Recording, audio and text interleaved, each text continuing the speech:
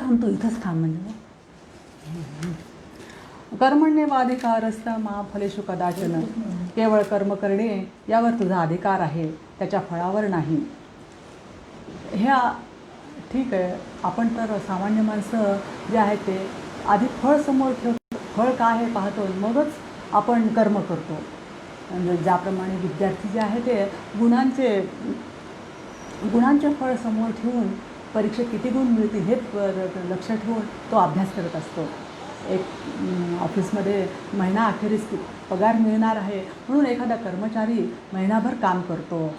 अशा प्रकारे एखादा नेता जो आहे तो निवडणुकीमध्ये प्रचंड प्रचाराच्या धुरळा उडवून देणारा नेता असं म्हणाल का की नाही मला हे आलं, जिंकलो काय आणि हारलो काय, असं म्हणेल का?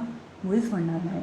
आणि नेता परत कर्मचारी किंवा विद्यार्थी यांना या गीतेतील कर्मयोग जर सांगितला की तुम्ही काही नाही आपले आपले कर्म करीत राहा आणि फळाची अपेक्षा ठेवू नका, हे जे सांगितले त्यांना पटेल का? मुळीच पटणार नाही. तर इथेसुद्धा त्यांनी छान समजावून सांगितलेलं आहे की कशा प्रकारे तुम्ही हे करायचं. असं सांगितलेलं आहे की ज्या प्रकारे सरकारीद्वारा काही लोकांना आत्मसंरक्षणासाठी किंवा प्रजेच्या रक्षणासाठी काही शस्त्र व उपयोग करण्याचा अधिकार दिलेला असतो. त्याबद्दल पण काही नियम आणि अटी पण दिलेल्या असतात. आणि तरीही त्या नियमांना झुगारून जर त्या शस्त्राचा दुरुपयोग केला तर त्यांना दंड होतो आणि त्याचे अधिकार जे आहेत ते काढून घेण्यात येतात.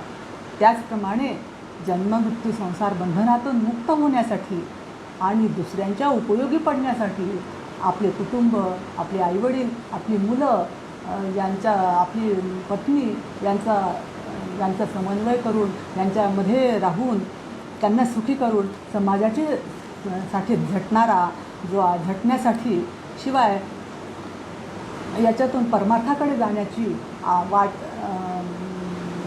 शोधून काढणे, याच्यासाठी आपल्याला मन, बुद्धी आणि इंद्रियासहित हे मनुष्य शरीर दिलेले आहे, देवाने दिलेले आहे आणि त्याच्याद्वारा चांगले काम करण्याचा अधिकार दिलेला आहे. याचा जो सदुपयोग करेल तो कर्मबंधनातून सुटून परमपदाला प्राप्त होतो आणि दुरुपयोग करेल तो दंडाचा भागीदारी होईल नक्कीच. तर त्याचप्रमाणे विद्यार्थी, कर्मचारी, नेते यांनी आपल्याला मिळालेल्या कर्माचा सदुपयोग करावा, नाहीतर काय होईल ते माहीतच आहे.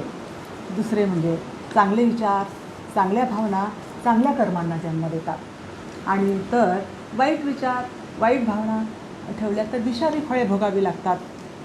या जन्मात भोगून झाली नाहीत तर ती पुढच्या जन्मात भोगावी लागतील.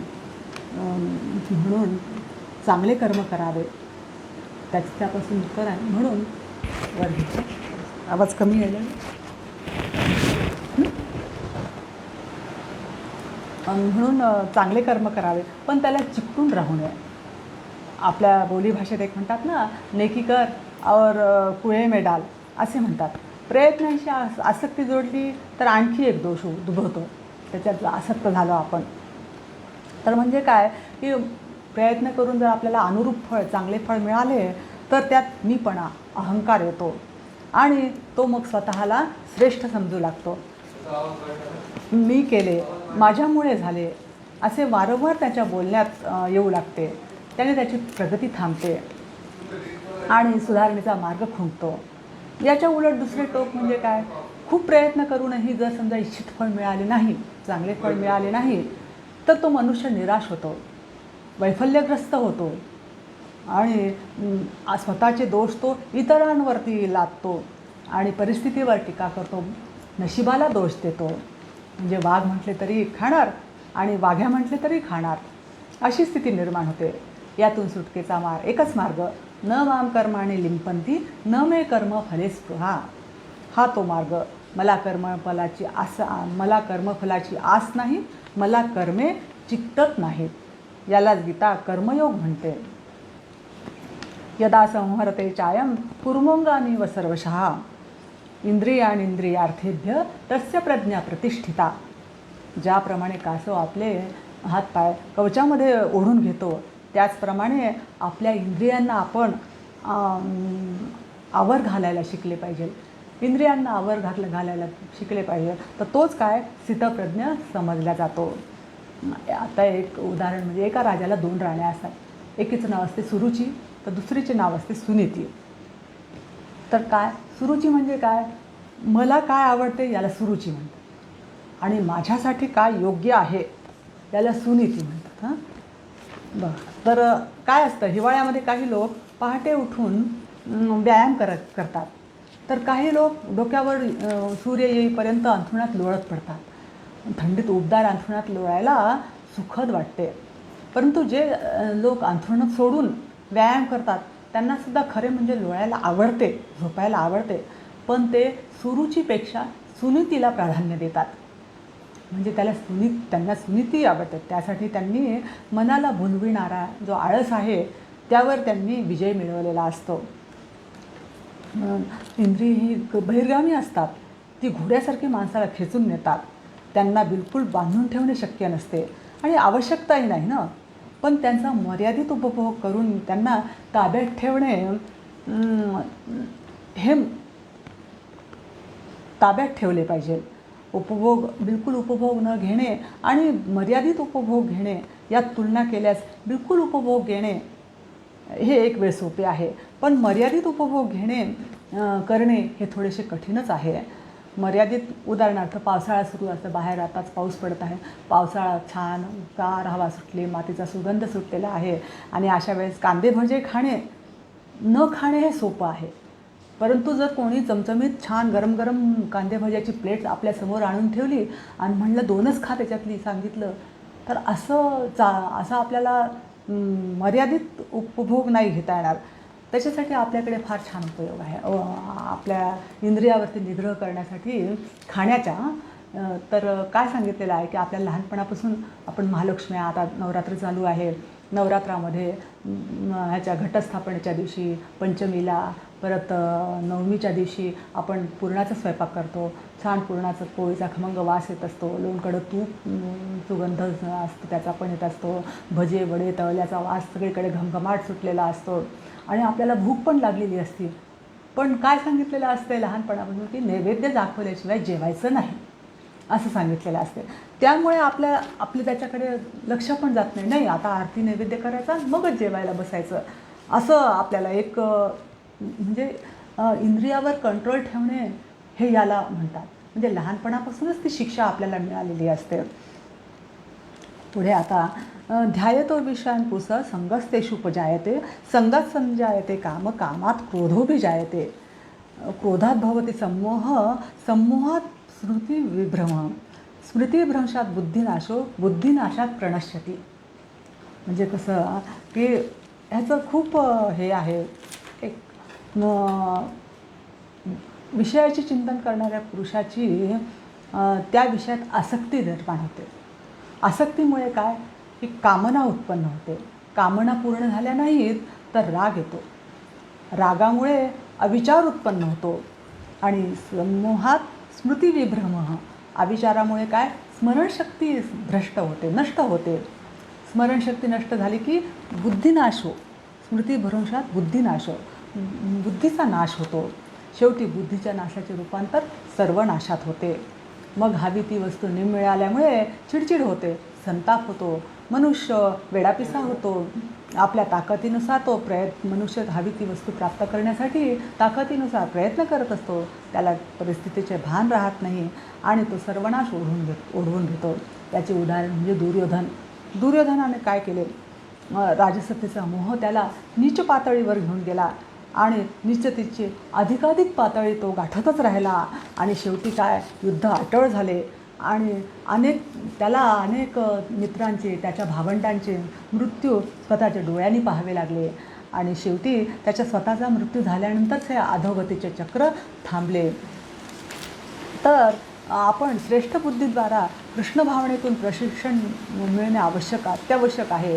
त्याला या 3ऱ्या अध्यायात कर्मयोग म्हटलेले आहे. तिसऱ्या कर्मयोग या अध्यायात सांगितलेले आहे. हा कर्मयोग सांगितलेला आहे. कर्मेंद्रियाणि संयम्य य आस्ते मनसा स्मरण इंद्रियार्थान विमूढात्मा मिथ्याचारस्य उच्यते. बाहेर इंद्रियांना जबरदस्तीने दाबून ठेवणे आणि मनामध्ये जे आहे ते त्याची चित्र उभे करणे करतो त्याला मिथ्याचारी म्हणजे विकृत म्हटलेले आहे. त्याच्यानंतर यद्ददाचरती श्रेष्ठ तत्तदेवे तरोजना यसत्प्रमाण कुरुते लोकस्तदनु वर्तते. श्रेष्ठ लोक काय जसे आचरण करतात तसंच आपण पण करतो आणि इतर जण पण करतात. श्रेष्ठ लोक करतायत म्हणून आणि ते जे काही प्रमाण मांडतात तसेच आपण त्याचे अनुसरण करतो. एकदा काय असतं, संघाच्या शाखेमध्ये मुलांच्यामध्ये एक खेळ खेळला जातो की स्वर्ग पृथ्वी आणि पाताळ. शिक्षकांनी स्वर्ग म्हटले की मुलांनी हात वर करायचे, शिक्षकांनी पृथ्वी म्हटले की हात कमरेवर ठेवायचे आणि पाताळ म्हटले की हात खाली सोडायचे. असा तो खेळ आहे. असा खेळ शिक्षक शिकवल्यानंतर आता शिक्षक म्हणतात की आता मी सांगेन तसंच म्हणायचं करायचं. माझ्या बोलण्याकडे लक्ष द्यायचं नाही, माझ्या कृतीकडे लक्ष द्या. मी जी कृती करेल माझ्या बोलण्याकडे लक्ष द्या, माझ्या कृतीकडे लक्ष देऊ नका असे सांगितले. मुलं पण हो हो म्हणतात, समजलं म्हणतात. आणि मग ते शिक्षक काय करतात, बराच वेळ स्वर्ग आपली जी कृती असते ती अधिक प्रभावी असते. याला गीता यद्ददाचरती श्रेष्ठ असे म्हणते. अहंकार विमूढात्मा कर्ताहमिति मन्यते. मीच करता आहे ही मान्यता मूढ अहंकार दर्शविते. सामाजिक नेतृत्व करणाऱ्याला स्वाभिमान जरूर असावा, पण त्याची तीव्रता अहंकाराकडे नेणारी नसावी. पुढे आता श्रीकृष्ण भक्तीच्या बळावर मनुष्य भौतिक इंद्रिय, मन आणि बुद्धी नियंत्रित करू शकतो. हेच या तिसऱ्या अध्यायाचे प्रमुख सार आहे. पुढे ज्ञान कर्म संन्यास योगात जगात दिव्य ज्ञानासारखे विशुद्ध आणि उदात्त असे इतर काहीही नाही. जो भक्तियोग आचरणामध्ये निपुण झाला आहे तो ज्ञानाचे आस्वाद घेतो. आपल्या कर्मफलाचा त्याग करून भक्तियुक्त योग व दिव्य ज्ञानाने युक्त ज्याचे संपूर्ण संशय नष्ट झाले तर कर्मबंधनाने बद्ध होत नाही. म्हणून श्रीकृष्ण इथे म्हणतात, आहे अर्जुना, तुझ्या हृदयामध्ये जे संशय निर्माण झाले आहेत तर ते आता ज्ञानरूपी शस्त्राने छाटून टाक आणि युद्धाला उभा राहा, युद्ध कर. उद्धरेदात्मानम आत्मानमवसादयेत. आत्मा एव ह्यात्मनो बंधू आत्मैव रिपुरात्मनः. म्हणजे काय की उद्धरेद, आपलाच उद्धार आपण करून घ्यायचा असतो. स्वतःचा उद्धार या संसार सागरातून आपण करून घ्यायचा असतो आणि त्याला अधोगतीला जाण्यापासून वाचवायचे असते, अधोगतीला जाऊ द्यायचे नाही. कारण मनुष्य हा स्वतःचाच मित्र पण आहे आणि शत्रू पण आहे. म्हणजेच वाईट विचार केले तर वाईट होतो आणि चांगले विचार केले तर चांगला होतो. म्हणजे मित्र आणि शत्रू हे दोन्ही आपणच आहोत. म्हणजे मित्र करायचा का शत्रू करायचा ते आपण चांगली बुद्धी ठेवून वापरायला पाहिजे. तर इथे एक छान उदाहरण आहे की सामान्य नर जे आहेत ते सामान्य व्यक्ती इतरांच्या दुःखाने दुःखी होतात आणि इतरांच्या सुखाने सुखी होतात. परंतु इतरांच्या सुखासाठी जे दुःख झेलतात, स्वतः दुःख झेलतात, तर त्यांची उन्नती होते. तर तिथं उन्नती होते. कशी ते बघा. आता एकदा एक तुकाराम महाराजांच्या जीवनातील एक प्रसंग आहे. तुकाराम महाराज एकदा सायंकाळच्या वेळी शांतपणे विठ्ठल मंदिरात बसलेले असताना तिथं जवळ एक पडकी विहीर होती. त्या पडक्या विहिरीच्या जवळ एक गर्भवती स्त्री आली आणि ती ओणवीहून आत उडी मारण्यात सिद्ध झाली. महाराज ताडकन उठले व तिला हात पकडून त्यांनी मागे खेचले. महाराजांनी तिला विचारले, काय हो बाई, का आपले जीवन संपवताय? काय एवढं तुम्हाला त्रास झालेला आहे? कशामुळं तुम्ही असे करता? आत्महत्या करणे म्हणजे पाप आहे आणि अशा पापाचा भागीदार तुम्ही होऊ नका. तुकाराम महाराज तळमळीनं सांगत आहेत. पण ती स्त्री म्हणते, महाराज, माझ्या पोटामध्ये मूल आहे, ते माझ्या व्यभिचाराचे फळ आहे. त्याचा बाप म्हणून मी कोणाचे नाव सांगू? हे मी पाप कुठे लपवू? मला काहीच सुचत नाही आहे. आणि त्यामुळं मी हे जीवन संपवत आहे. लोक मला नाव ठेवतील, माझी निंदा नालस्ती होईल आणि मला जीवन जगणे असह्य होऊन जाईल. म्हणून मी आता जीवन संपवते आणि मला याचा बाप म्हणून मी कोणाचे नाव सांगू, तुम्हीच सांगा. तर महाराजांचे अंतःकरण, आता महाराज तुकाराम महाराज म्हणजे अतिशय दयाळू, दीनदयाळूंचा कैवारी म्हणल्यासारखे त्यांचे अंतःकरण काय परत तर अंतःकरण द्रवित झाले आणि क्षणार्धात त्यांनी निर्णय घेतला व ते म्हणाले, माझे नाव सांग. तुकाराम महाराज त्या बाईला म्हणतात की या पोराचा बाप म्हणून तू तुकाराम वाणी हे नाव सांग. कुठून तरी आश्वासन मिळाल्यासारखे वाटून ती स्त्री परत गेली. एक नाही तर दोघांचा जीव वाचला. काही काळानंतर ती स्त्री प्रसूत झाली. मागचा पुढचा विचार न करता तिने मुलाच्या बापाचे नाव तुकाराम महाराज सांगितले. झाले. महाराजांना पाहणाऱ्या लोकांचे तर आयतेच फावले. त्यांनी गावभर बोभाटा केला, भरपूर निंदा नालस्ती केली, खूप बदनामी केली. पण महाराज मात्र शांतच राहिले. तोंड उघडून ते कोणाशी बोललेसुद्धा नाहीत. त्या दोघांचा जीव वाचला एवढ्यातच त्यांना धन्यता वाटू लागली. पण काही काळानंतर त्या स्त्रीलाच उपरती झाली. तिला लाज वाटू लागली. मग तिने साऱ्या गावासमोर घोषणा केली आणि सांगितले की अहो, माझ्या पोटातले मूल जे आहे ते माझ्या चुकीचे फळ आहे. यात महाराजांचा काडी मात्र संबंध नाही. माझीच बुद्धी फिरली आणि माझा जीव वाचवणाऱ्या संतपुरुषाची बदनामी मी केली. काय शिक्षा द्यायची ती मला द्या. आणि मग सर्वांना समजले की तुकाराम महाराज हे निर्दोष आहेत. मग गावातल्या लोकांनी महाराजांचा जय जयकार केला, त्यांचा सत्कार केला, त्यांची क्षमा मागितली. तरी महाराज शांतच, फक्त शांतच होते. जशी माझ्या विठुमाऊलीची इच्छा एवढे ते फक्त म्हणाले. म्हणजे हे काय आहे, नराचे नरोत्तम होणे. जगाच्या कल्याणात संतांच्या विभूती, देहकष्टविधी परोपकार, किती दुःख झालं असेल, परंतु ते तरी शांतच होते. म्हणजे ते नराचे नरोत्तम झाले. आणि काही माणसं अशी असतात की दुसऱ्यांचं दुःख पाहून आनंदित होतात. दुसऱ्यांना दुःख झाले की त्यांना आनंद होतो, काय माहीत नाही. तर म्हणून काय होतात की त्यांना काय म्हणतात की नरपशु.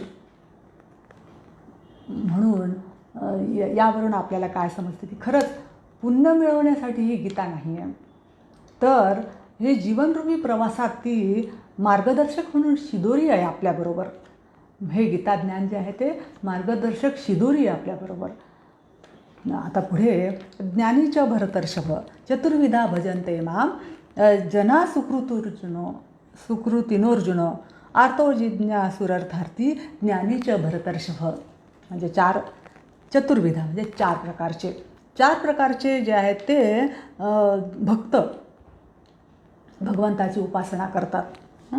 कोणते? आर्तो म्हणजे दुःखाने व्याकुळ झालेले, जिज्ञासू, सुरर्थार्थी, जिज्ञासू आणि लाभाच्या इच्छेने काही जण करतात, आणि ज्ञानीच्या भरतर्षभ आणि ज्ञानी, असे 4 प्रकारचे भक्त जे आहे ते भगवंताची उपासना करतात.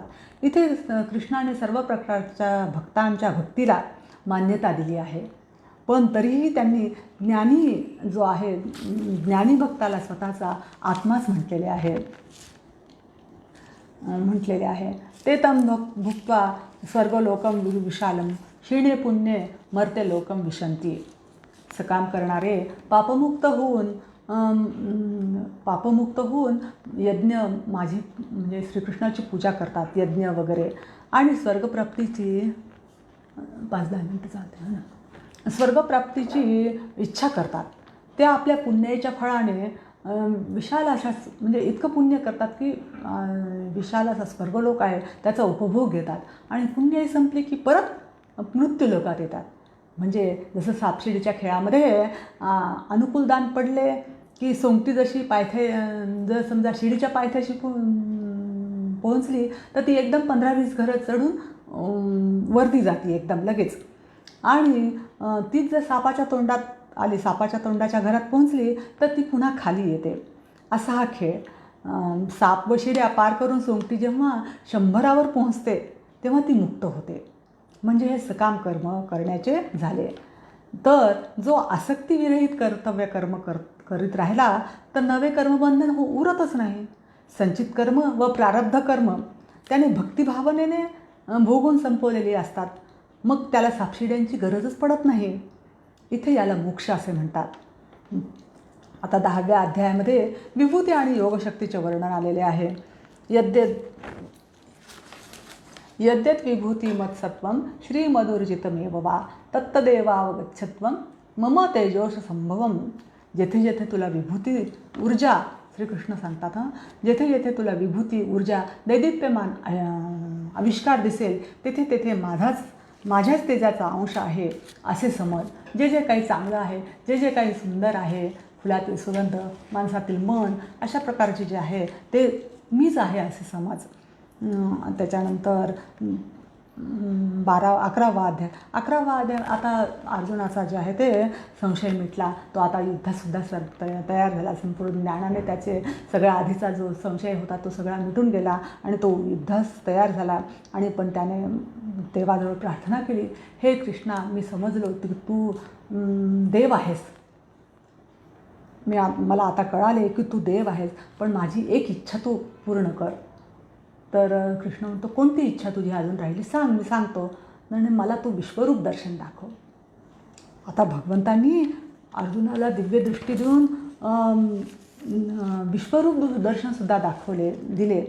आणि ते विश्वरूप दर्शन देऊन अर्जुन जे आहे ते खूप हे झाला, एकदम तो भजन त्याला पाया पडू लागला, पुन्हा पुन्हा नमस्कार करू लागला. आणि देवा, तू इतका मोठा आहेस आणि तू माझ्याबरोबर राहतोस. मी तुला कधीतरी चुकून कधी काही बोललो असेल तर मला क्षमा कर असे म्हणून तो पुन्हा पुन्हा पाया पडू लागला.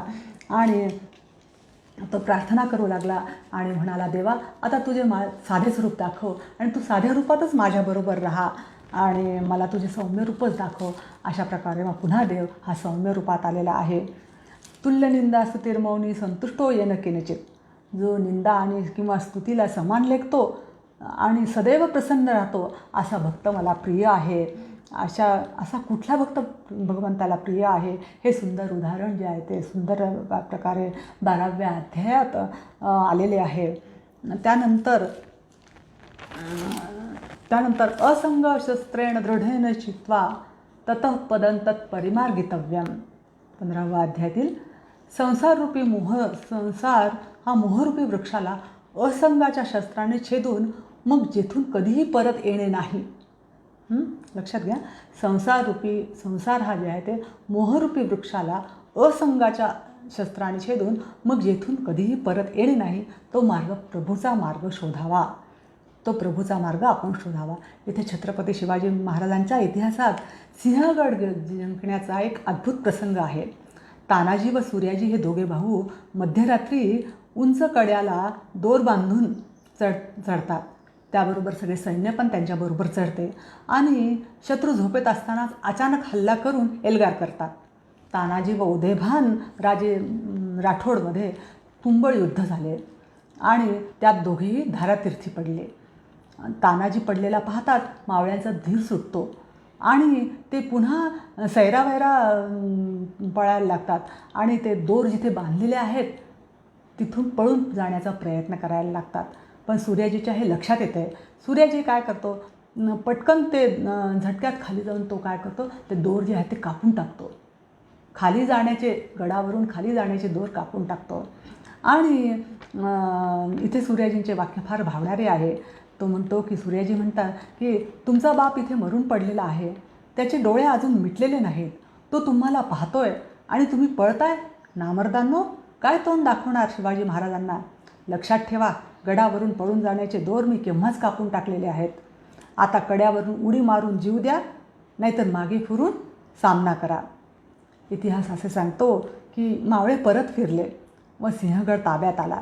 तानाजीला वीरमरण आले. पण या घटनेचा मुख्य बिंदू म्हणजे टर्निंग पॉईंट काय आहे, तर सूर्याजीने गडावरचे दोर कापून टाकणे हा आहे. प्रथम दोर कापा युद्ध जिंकण्यासाठी ही आवश्यक कृती आहे. तसेच प्रभूला शोधण्यासाठी मोहरूपी बंधन कापणे हे देखील आवश्यक आहे. फार सुंदर उदाहरण आहे हे. त्यानंतर आता 18वा अध्यायामध्ये गीतेचं सार आहे सगळे. यात अर्जुनाने त्याग आणि संन्यास तत्त्वाचे तत्त्व जाणण्याची इच्छा प्रकट केली. तर आणि विचारले की जे विचारलं अर्जुनाने ते श्रीकृष्णाने अगदी समाधानकारक उत्तरे दिली आणि त्याचे मनसुद्धा शांत झाले. अगदी लहान मुलाला समजवावे त्याप्रमाणे त्यांनी भगवद्गीता सांगितली. त्याग, कर्म, कर्ता, ज्ञान, बुद्धी, धैर्य यांचे सात्विक, राजस, तामस आणि गुण वर्णन केले. ते सर्वोच्च ज्ञानाची ब्रह्मावस्था कशा पद्धतीने करू शकतो या सर्व ज्ञानालाच श्रीकृष्णाने महत्त्व दिलेले आहे. ज्ञानी मनुष्याला परब्रह्माचा साक्षात्कार होतो व तो पूर्णपणे आनंदित होतो. त्याला भगवंताच्या विशुद्ध भक्तीची प्राप्ती होते. गढूळ पाणी स्वच्छ झालेल्या एखाद्या नदीप्रमाणे असते. तो एखाद्या गढूळ पाणी स्वच्छ झालेल्या नदीप्रमाणे असतो. अशा प्रकारे शुद्ध भक्त होऊन सर्व प्रकारची कर्म माझ्या ठिकाणी अर्पण करून निरंतर माझ्या ठिकाणी चित्त ठेवण्याने हे अर्जुना तू सर्व संकटातून सहज पार पडशील. पुढे ईश्वर सर्वभूतानां हृद्देशोऽर्जुन हृद्देर्षुन ईश्वर सर्वभूतानां हृद्देशेऽर्जुन तिष्ठती. म्हणजे सर्वांच्याच हृदयामध्ये ईश्वर आहे. स्वामी विवेकानंदांनी शिकागोला मनुष्य हा दिव्यत्वाचा अंश आहे अशी घोषणा केली. प्रत्येकाच्या हृदयात ईश्वर आहे. म्हणजेच प्रत्येकाच्या हृदयामध्ये प्रत्येकातच सात्विक भाव हा असायलाच पाहिजे. तो सात्विक भाव हा आपण बुद्धीच्या, ज्ञानाच्या, परमेश्वराच्या कृपेने जागृत करायला पाहिजे. आणि जागृत केला म्हणजे सात्विक भाव जागृत केला म्हणजे तो परमेश्वर हृदयात आहे याची जाणीव होते. मागे एकदा काय झालं, 30-35 वर्षापूर्वीची गोष्ट आहे, मला वाटतं 25-30 वर्षापूर्वीची. भोपाळला युनियन कार्बाईड कंपनीमध्ये अपघात झाला.